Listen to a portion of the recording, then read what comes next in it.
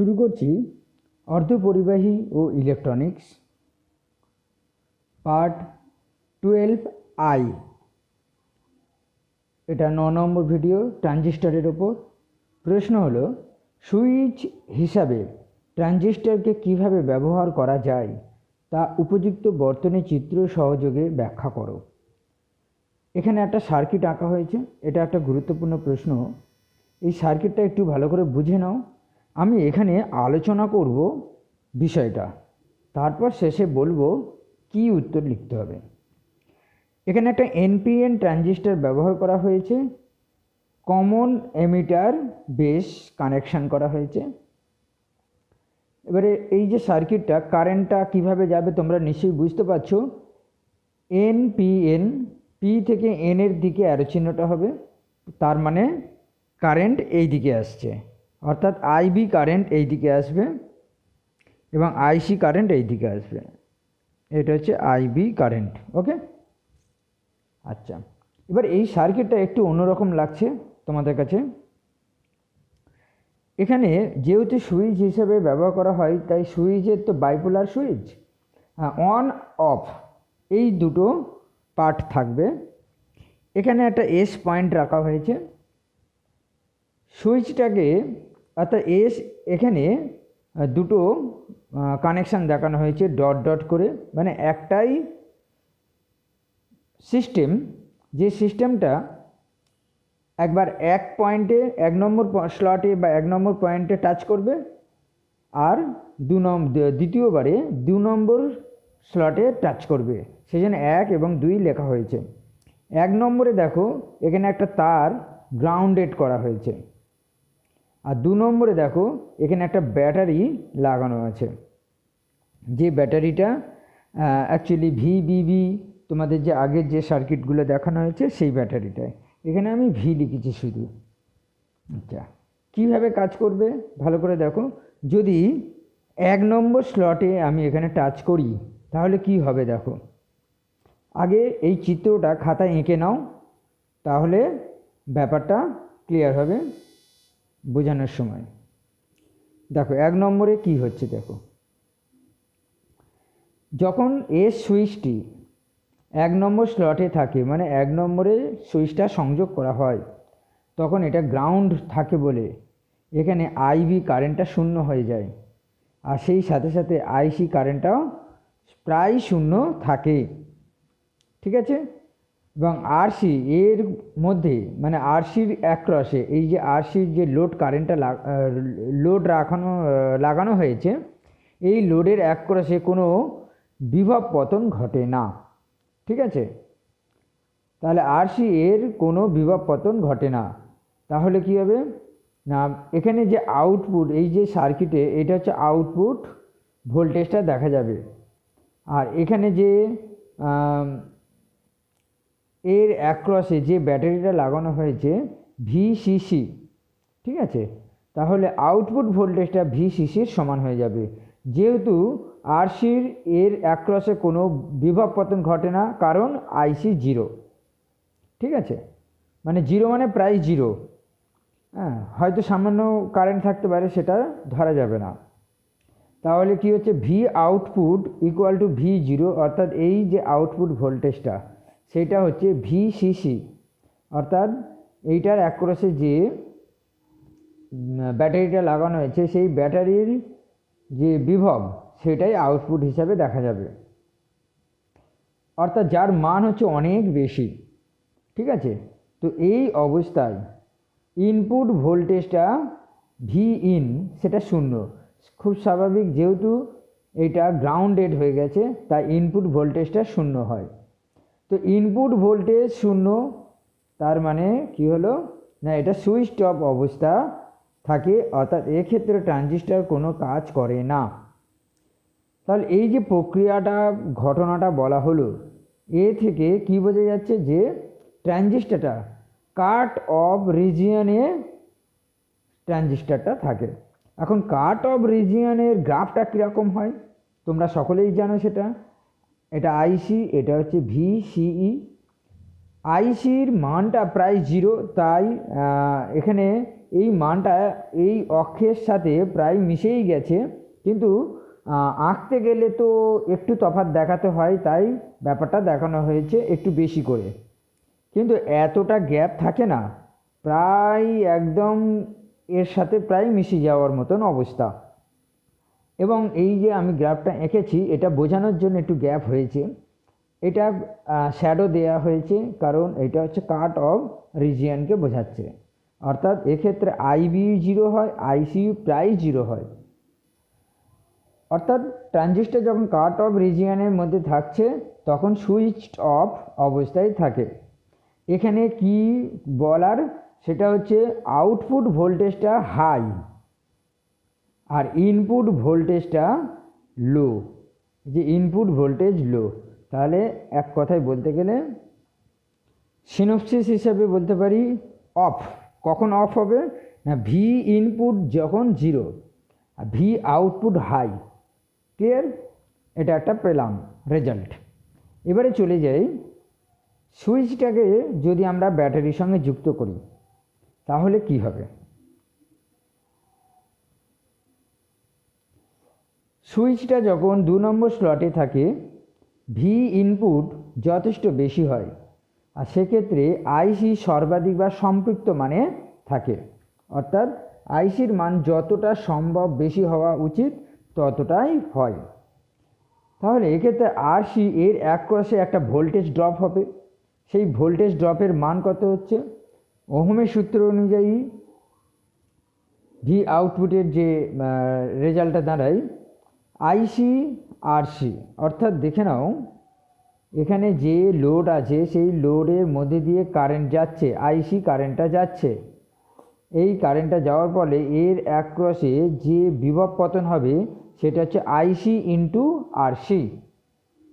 যদি তাই হয় তাহলে আউটপুট ভোল্টেজটা কত পাবো, ভিসিসি থেকে তো ওটা বাদ যাচ্ছে, তাহলে ভিসিসি থেকে আইসি আরসি অর্থাৎ লোড রোধের অ্যাক্রসে বিভব পতনটা বাদ দিতে হবে, বাদ দিলে বাকি যেটা থাকে সেটাই হচ্ছে ভি আউটপুট। তাহলে এর মানটা তখন কিন্তু খুব কম হবে।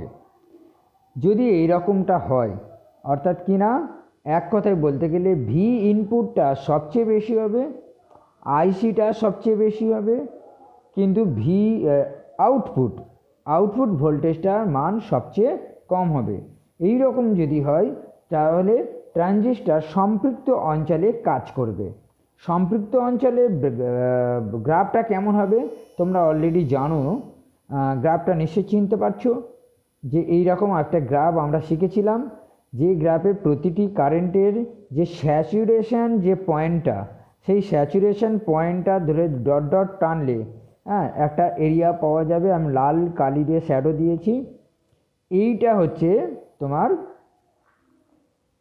ট্রানজিস্টরের সম্পৃক্ত অঞ্চলে ক্রিয়া করাকে বোঝানো হয়। ঠিক আছে, আচ্ছা, তাহলে এখানে আমরা জিস্ট হিসাবে কি পেলাম সেটা এখানে নোটবন্দি করে নিই, এতে তোমাদের পক্ষে বুঝতে সুবিধে হবে। দেখে নাও, অন অবস্থায় ট্রানজিস্টরটা যখন স্যাচুরেশন রিজিয়নে কাজ করবে অর্থাৎ সম্পৃক্ত অঞ্চলে কাজ করবে তখন ভি ইনপুট হবে হাই আর ভি আউটপুট হবে ভেরি লো। এই হচ্ছে মোটামুটি গল্প। আর একটা কথা আমি বলবো, এই যে ভি ইনপুট আর ভি আউটপুট এইটা দিয়ে যদি একটা গ্রাফ আঁকা হয় তাহলে কেমন হয়, আলোচনাটা আর একটুখানি বললে হয় এরকম, যতক্ষণ ভি ইনপুট নিম্ন থাকে মানে সবচেয়ে কম থাকে ততক্ষণ ট্রানজিস্টর কাট অফ রিজিয়নে থাকে আর ভি আউটপুট উচ্চ হয়। এই রকম সিচুয়েশানে সেটা হচ্ছে সুইচড অফ। আর যতক্ষণ ভি ইনপুট উচ্চ থাকে ততক্ষণ ভি আউটপুট নিম্ন হয়, এই সময়টা সুইচড অন হয়। এই যে কথাটুকু বললাম এইটাকে যদি সহজ করে লিখে দাও শেষ লাইনে তাহলে আরেকটু ভালো হয়। এবারে বলবো V output versus V input graph, অর্থাৎ ভি আউটপুট ও ভি ইনপুট এর পরিবৃত্তি লেখো চিত্রটা একটু লক্ষ্য করে দেখো। এটা হচ্ছে ভি আউটপুট, এটা ভি ইনপুট। হ্যাঁ, এই রকম একটা গ্রাফ পাওয়া যায়। এই যে অংশটা দেখতে পাচ্ছ, এই অংশটাতে হচ্ছে কাট অফ রিজিয়ন, কারণ ভি আউটপুট হাই, এক্ষেত্রে ভি ইনপুট লো, এইটা অফ অবস্থায় থাকে। আর যখন এই অবস্থাটা দেখতে পাওয়া যায় ভি ইনপুট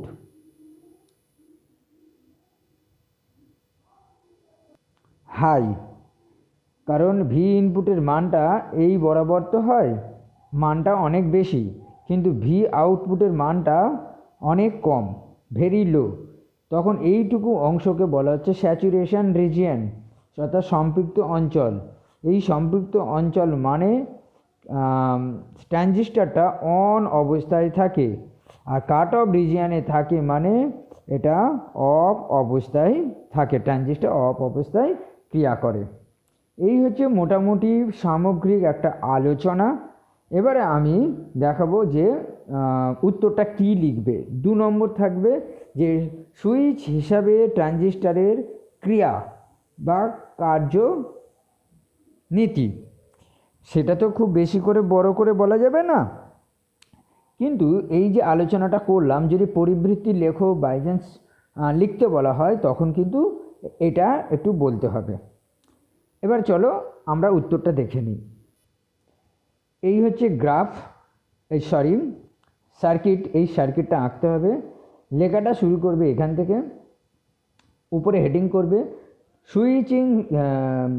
সুইচ হিসাবে ট্রানজিস্টরের কার্যনীতি। সুইচ এসকে, এই যে এস, ট্রানজিস্টরে বেস ইনপুট ভোল্টেজ 0, লাইনটা আমি ঢুকে গেছি। সুইচ এসকে 1 নম্বর টার্মিনালের সঙ্গে যুক্ত করলে ট্রানজিস্টরে বেস ইনপুট ভোল্টেজ 0 হয়, অর্থাৎ এর সঙ্গে যুক্ত করলে যেহেতু এটা গ্রাউন্ড করা আছে তাই 0 হয়ে যায় ভোল্টেজটা। ট্রানজিস্টর কাট অফ অবস্থায় থাকে, ফলে এই সময় IB equal to IC equal to 0 হয়। আরসি রোধ, অর্থাৎ এই আরসি রোধ কোনো বিভব পতন ঘটে না, এবং output voltage V0 equal to VCC হয়। হ্যাঁ, এখানে ব্র্যাকেটে যদি লিখে দাও যথেষ্ট বেশি তাহলে ভালো হয়। আমি যে লেখাটা লিখেছিলাম আলোচনাতে সেখানে ওইভাবে আমি বলেছি। এরপর দ্বিতীয় আলোচনা, মানে এটা সেকেন্ড প্যারাগ্রাফ করবে, একটু প্যারাগ্রাফে ভেঙে নিতে পারলে ভালো হয়। যখন সুইচ এসকে 2 নম্বর টার্মিনালে যুক্ত করা হয় তখন ট্রানজিস্টরে বেস ইনপুট ভোল্টেজ যথেষ্ট বেশি হয় বা যথেষ্ট হয়, অর্থাৎ এখানে যুক্ত করলে ইনপুট ভোল্টেজটা অনেক বেশি হয়ে যায় এবং ট্রানজিস্টর সম্পৃক্ত অঞ্চলে চলে যায়।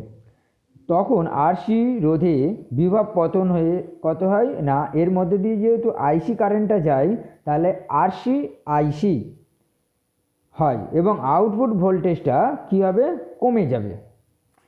কতটা কমবে না, এর যে বিভব পতন হয় ওই পরিমাণটা কমে যাবে, তাহলে ভিসিসি মাইনাস আইসি আরসি, টোটাল এই V0 মানটা কিন্তু অনেক কম হয়। মনে রাখতে হবে যখন সম্পৃক্ত অঞ্চলে থাকে ইনপুট ভোল্টেজটা অনেক বেশি হবে, হাই হয়, তখন আউটপুট ভোল্টেজটা অনেক লো হয়, ঠিক আছে। আবার যখন 1 নম্বর স্লটে যুক্ত করা থাকবে বা টার্মিনালে যুক্ত করা থাকবে ভি ইনপুট অনেক কম হয় মানে 0 হয়, আর ভি আউটপুট ম্যাক্সিমাম মানে সবচেয়ে বেশি হয়, তখন কিন্তু কাট অফ রিজিয়নে থাকবে। ওকে, অর্থাৎ কাট অফ রিজিয়ন তখনই না যখন এখানে টার্মিনাল ভূমির সঙ্গে যুক্ত করা থাকছে, ভি ইনপুটটা 0 হয়, তখন হচ্ছে সুইচ অফ, আর যখন ভি ইনপুটটা ম্যাক্সিমাম হবে তখন হবে সুইচ অন। এটাই মনে রাখা সহজ পদ্ধতি। তো এইটুকু লেখা আর এই ছবি আঁকাটা যথেষ্টই 2 নম্বরের জন্য, ঠিক আছে। সুতরাং ট্রানজিস্টর বেস ইনপুট ভোল্টেজের মান খুব কম বা বেশি হলে ট্রানজিস্টর আরসি রোধে তড়িৎ প্রবাহ অফ বা অন করে, অন্যভাবে বলা যায় ট্রানজিস্টর সুইচের মতন কাজ করে। এবারে বলবে যদি 3 নম্বর থাকে তখন তুমি ব্যাখ্যাটা কিভাবে করবে, এই পুরোটাই বলবে, কোনো অসুবিধে নেই, তার সঙ্গে জুড়ে দিতে হবে এইটুকু অংশ, একটু জুড়ে দিতে হবে। এই যে বললাম এইটাকেই একটু ভাষা দিয়ে বাক্য করে লিখে দিতে হবে। আর এই গ্রাফটা যদি একটু বলে দাও তাহলে 3 নম্বরের উপযুক্ত উত্তর হয়ে যাবে। যে গ্রাফটা আমি এঁকেছি সেই গ্রাফটার সংলগ্নে বা সেই গ্রাফের সঙ্গে এই লেখাটা লিখে দিতে হবে। অর্থাৎ যতক্ষণ ভি ইনপুট নিম্ন থাকে ততক্ষণ ট্রানজিস্টার কাট অফ থাকে এবং ভি আউটপুট উচ্চ হয়। যতক্ষণ ভি ইনপুট উচ্চ থাকে ততক্ষণ ভি আউটপুট নিম্ন থাকে। যদি আমরা নিম্ন এবং উচ্চ ইনপুট ভোল্টেজের সংজ্ঞা এরূপ করি যেটি ট্রানজিস্টারে কাট অফ এবং সম্পৃক্ত অঞ্চলে সংশ্লিষ্ট একটি নির্দিষ্ট ভোল্টেজ লেভেলের নিম্ন বা উচ্চ লেভেলে থাকে, তবে ভি ইনপুটের নিম্ন মানে ট্রানজিস্টার সুইচ অফ এবং উচ্চ ইনপুট এটিকে সুইচ অন করে। অর্থাৎ লেভেলটাকে বোঝানো হচ্ছে। অর্থাৎ গ্রাফটার দিকে আমরা যদি চলে যাই, এখানে লক্ষ্য করে দেখো ভি ইনপুটের লেভেলটা যখন নিম্ন, অর্থাৎ এখান থেকে শুরু হচ্ছে নিম্ন, অর্থাৎ ভি আউটপুট হাই, তাহলে ভি ইনপুটের লেভেলটা যখন নিম্ন তখন হবে অফ। ভি ইনপুটের মানটা যখন হাই লেভেলে থাকবে তখন হবে, এই যে হাই লেভেলে আছে এবং স্যাচুরেশন রিজিয়ন, তখন হবে অন। এই বিষয়টা একটুখানি বলে দিতে পারলে তাহলে 3 নম্বরের অ্যান্সারটা কমপ্লিট হয়ে যাবে। আশা করি ব্যাপারটা বুঝতে পেরেছো। অর্থাৎ 2 নম্বরে যদি প্রশ্ন হয় তাহলে এইটা লিখতে হবে এবং এই ছবিটা আঁকতে হবে, এই পর্যন্ত করতে হবে। আর যদি 3 নম্বর থাকে তাহলে এইটা পুরোটাই করতে হবে আর সেই সঙ্গে গ্রাফটা আঁকতে হবে এবং এই প্যারাগ্রাফটা লিখে দিতে পারলে 3 নম্বর মার্কস অ্যান্সার হয়ে যাবে। আশা করি ব্যাপারটা বুঝতে পেরেছ। পরের প্রশ্ন হচ্ছে আদর্শ সুইচের সঙ্গে ট্রানজিস্টর সুইচের পার্থক্য কী? দেখো, একটি সুইচ ব্যবস্থায় ট্রানজিস্টরের ভূমি প্রবাহকে দ্রুত, অর্থাৎ বেস কারেন্টকে ধনাত্মক থেকে ঋণাত্মক মানে বা ঋণাত্মক থেকে ধনাত্মক মানে নিয়ে যাওয়ার ব্যবস্থা রাখতে হবে বা হয়।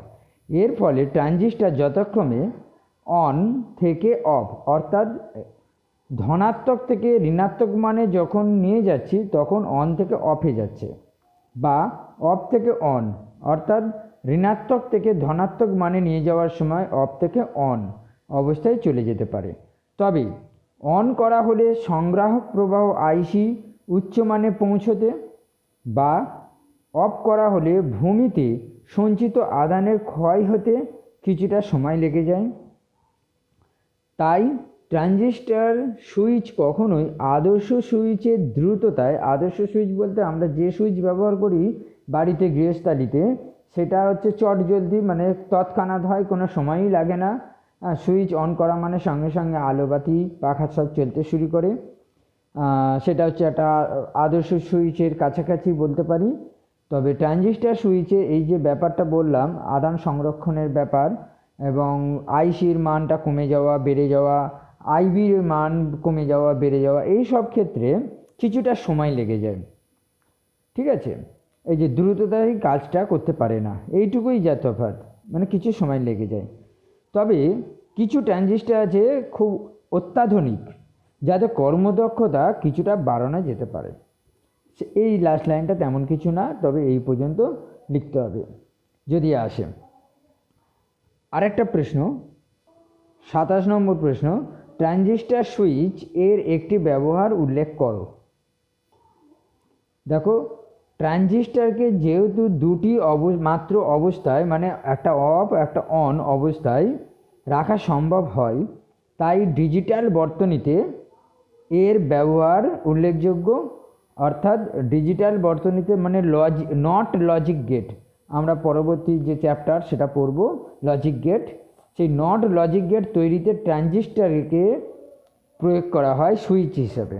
এটাই হচ্ছে ব্যবহারিক প্রয়োগ।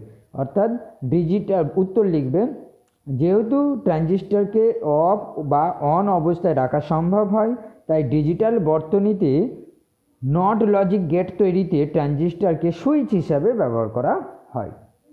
আজকের আলোচনা এই পর্যন্ত। ধন্যবাদ।